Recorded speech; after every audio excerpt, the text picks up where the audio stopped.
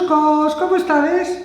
Pois aquí de novo na vosa canle de Ciencias da Natureza. Pois quería darlle unha sorpresa a Pancha, por eso non estou con ela.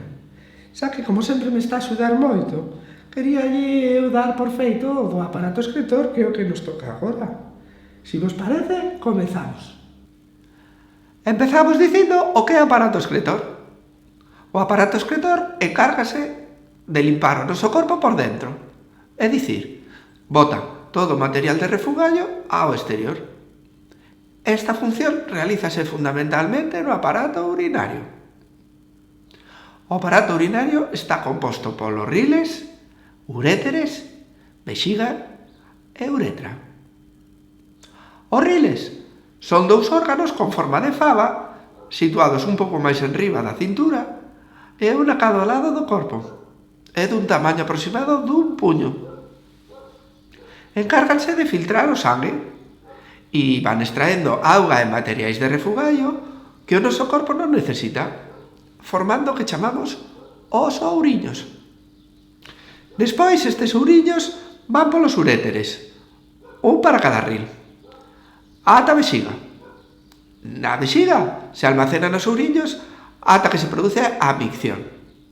Por último, o esfínter que está colocado ao final da vexiga reláxase e os ouriños saen pola uretra ata o exterior. A uretra, no caso dos homes, acaba no pene e no das mulleres remata na vulva por diante da vaxina. A meirande parte dos ouriños é auga, polo que debemos tomar abundante auga para manternos sans, así como unha comida sá e non reter demasiados ouriños, xa que isto afecta aos riles.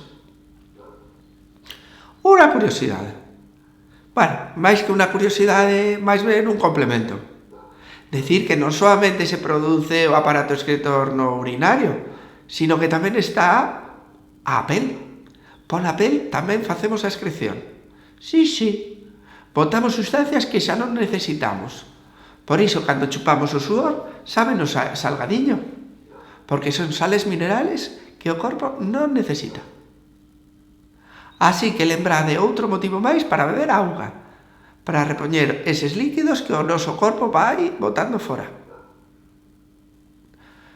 Bueno, tema moi curtiño, pero aínda así imos co repaso. O aparato excretor sirve para limpar o interior do noso corpo, é dicir, elimina os materiais de refugallo que xa non necesitamos.